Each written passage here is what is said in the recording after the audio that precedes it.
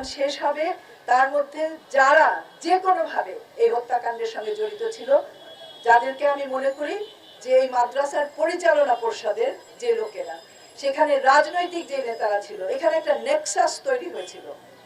Awami League, BNP, জামাত, সামাজিকভাবে ক্ষমতাশালী নারী পুরুষ নির্বিশেষে একটা নেক্সাস তৈরি হয়েছিল যারা এই নুসরাতের হত্যাকাণ্ডের জন্য দায়ী।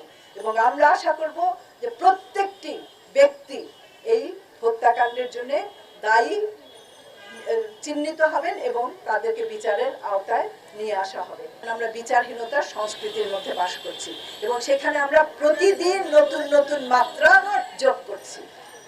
আমরা চাই যে প্রত্যেকটি হত্যাকাণ্ডের বিচার হোক, প্রতিটি মানুষ তার নিজস্ব মর্যাদা নিয়ে বাস করবে, নারী পুরুষ নির্বিশেষে।